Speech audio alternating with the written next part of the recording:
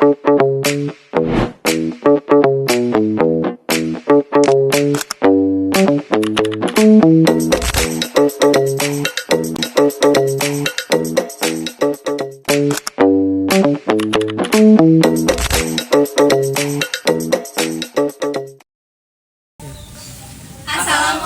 warahmatullahi wabarakatuh.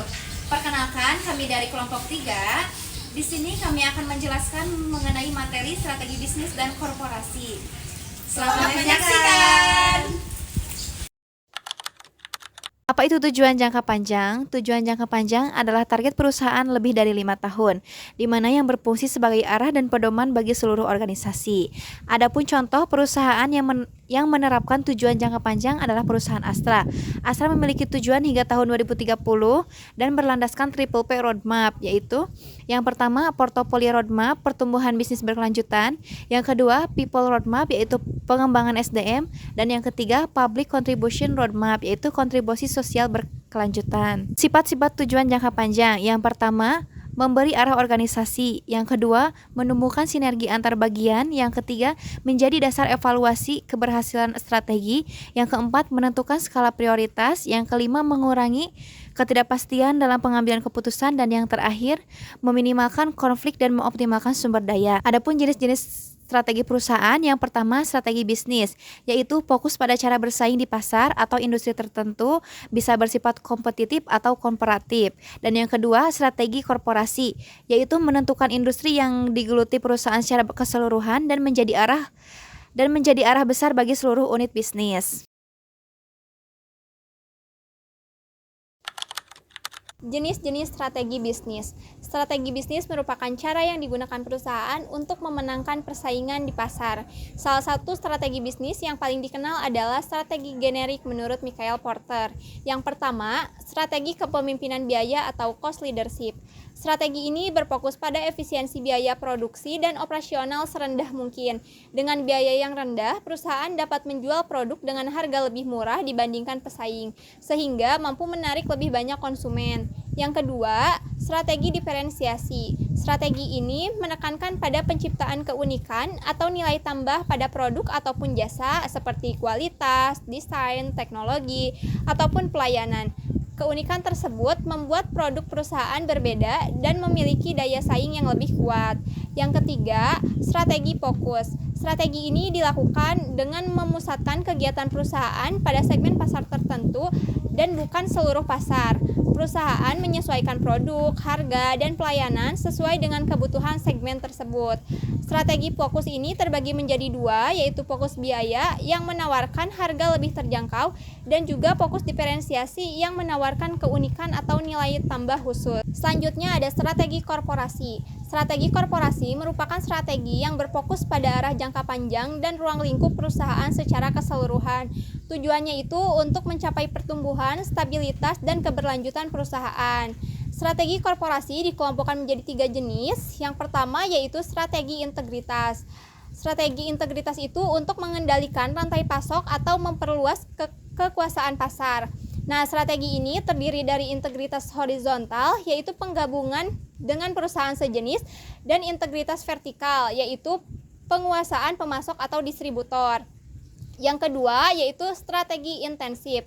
Nah, strategi intensif ini dilakukan melalui penetrasi pasar, pengembangan pasar, dan pengembangan produk dengan tujuan meningkatkan penjualan dan memperkuat posisi perusahaan di pasar. Yang ketiga yaitu strategi defensif.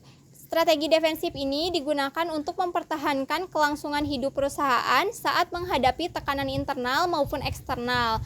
Strategi defensif ini dilakukan melalui penghematan, divestasi, dan likuidasi.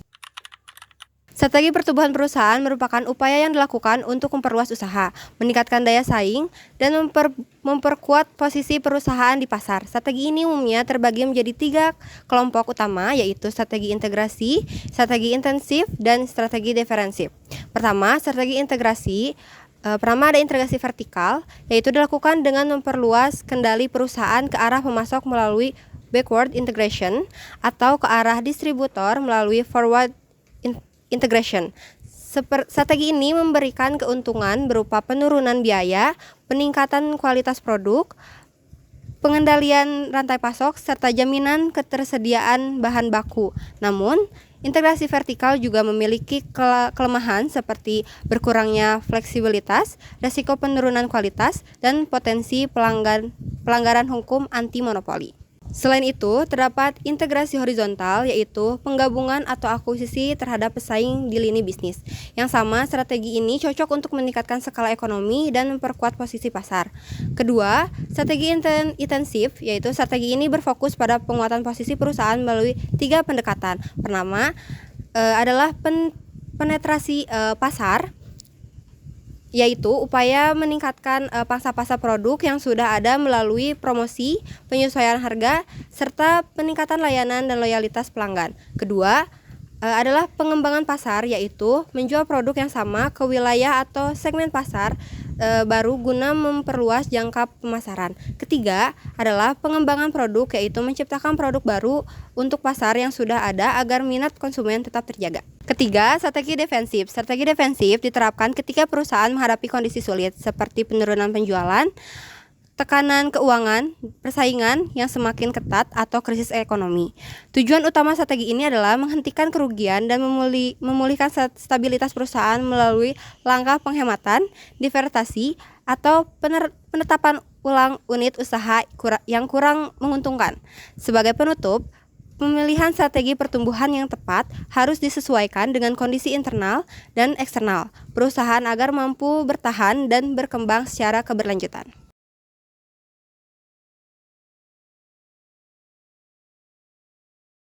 Dalam upaya mencapai tujuan dan strategi perusahaan, diperlukan berbagai sarana pendukung yang tepat. Sarana ini membantu perusahaan meningkatkan daya saing, memperluas pasar, serta mengoptimalkan sumber daya yang dimiliki.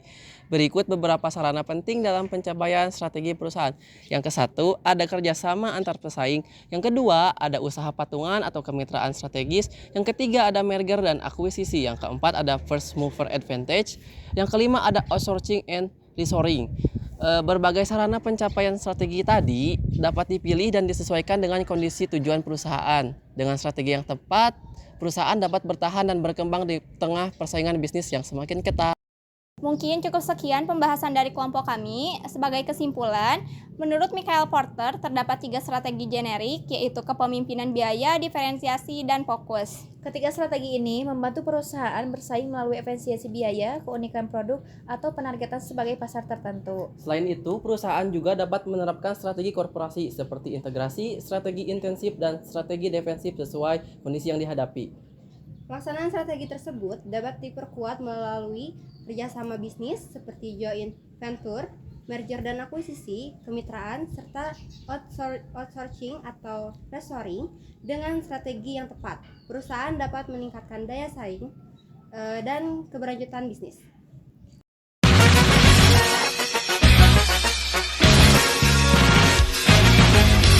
Oke, standby, kamera ready, sound ready, 3, 2, 1, action. La douleur est notre